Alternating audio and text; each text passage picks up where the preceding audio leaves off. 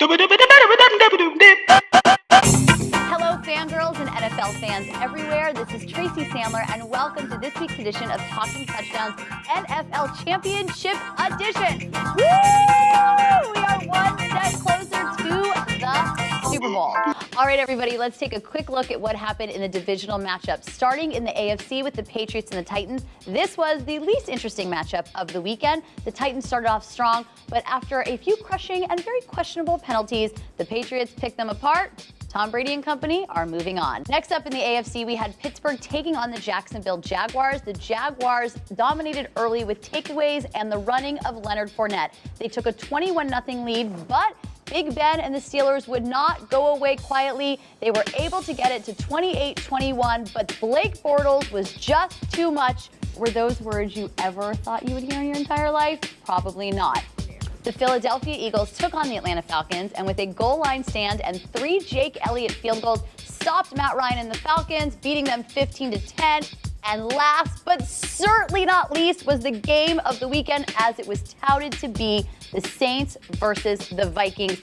Drew Brees and company went to Minnesota to take on the Vikings in their #1 ranked defense. This was very much a tale of two halves. The Vikings jumped out to a 17-0 lead. It looked like they were going to run away with it, but there were 4 lead changes in the last 3 minutes of the game, but the final one coming on a 61-yard touchdown pass from Case Keenum to Stephon Diggs, and they're looking to hashtag bring it home for the Super Bowl. So that brings us to this weekend's matchups. It is championship weekend, ladies. Woo! The matchups are set. We are down to 4 teams. And so this is what's very interesting about the weekend's matchups. We have 3 journeyman quarterbacks, 3 dominant defenses. Then we have probably the greatest quarterback coaching duo of all time and an okay defense.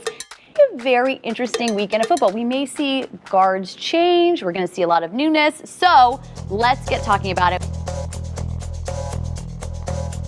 Now, I'm sure the Patriots are not concerned about Tom Coughlin and an elite defense and running game and inconsistent quarterback.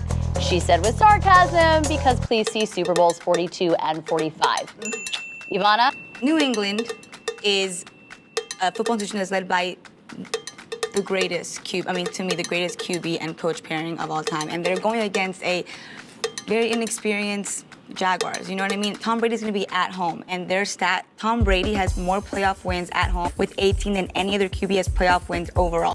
So turnovers will be key, and they have to make Tom Brady super uncomfortable. The Jaguars have scored 9 defensive touchdowns this season. That's the most touchdowns scored by a defense since the Bears in 2012. So I don't know. In my heart, I want the Jags just because, I want the underdog. But in my head, if anyone who's smart, they know that Pats will take this home and they're going to kill. Well, you have to take a look of the strength of this Jaguars defense, which, by the way, happens on the outsides with cornerbacks Jalen Ramsey and A.J. Boye. They have this dominant defense coming in against this prolific offense who has done great things. 100%. I mean, is Blake Bortles going to Bortle? That is the big question. And I think the other thing to consider with the Jaguars, which could put a wrinkle in the entire thing, is the health of Leonard Fournette. Right. He had an ankle injury the other day, and if Blake Bortles is at all inconsistent, they're really going to rely on that run game. So that is going to be very important. That being said, I'm having trouble with this prediction. I just feel like you can never count out Tom Brady. I would like to see Jacksonville take the win. I'd like to see a new team in the Super Bowl. And like you said, Leonard Fournette, that's a big question there. How healthy is he going to be? Tom Brady is the Michael Jordan of football. And I don't go against Michael Jordan. He's still #1. So I'm going to give it to the Patriots. I want to win. You mentioned it earlier. The Patriots have an average defense this year. The Jags have a dominant defense, but they also have a lot of offensive weapons. So even though they have had to rely a lot on their run game, and Blake Bortles has been not so great and not so consistent during the regular season, he has played very well in the postseason. This last game, he played exceptionally well. So I think that if Blake can ride this high, keep going, focus eyes on the prize, I'd say the Jags are going to take it home. All right, so we will see who wins that one. It'll be a very interesting day in Foxborough. And now we head to Philly, the city of brotherly love, but I don't think we're going to see much love between the Eagles and the Vikings. This should be a pretty incredible matchup. Now, Philadelphia is the #1 seed. You actually have the two top seeds playing each other. Philly, #1 seed, have the home field advantage, but they open the game as 3-point underdogs. As we talked a lot about last week, the lack of Carson Wentz is the reason for that. But you cannot count out Nick Foles. Nick Foles versus Case Keenum, obviously, as every championship game predictor thought, these would be the two quarterbacks. These are two quarterbacks that did not start the season as starters. They are both backups. So this should be a very interesting, if not very cold, game. Christina, please tell us more. Well, you say you can't count out Nick Foles, but however, this guy is 0-2 against Mike Zimmer coached teams. I actually think there's a very good chance that Minnesota just kind of runs away with this game. Yes, I agree. And I mean, I think that Minnesota definitely, there's no denying that they have a strong defense. Case Keenum has come out here and made a name for himself. I think that the Eagles are a great team regardless of Carson Wentz. I think they've got some really good targets. Nick Foles does, at least with A.J. Ajayi, him running that ball. I mean, he's really got that oomph in him, and you can see that these guys, regardless of Carson Wentz, are a good football team. I'm still giving it to the Vikings. Yeah, I think that this is I just think they're a little bit of a team of destiny.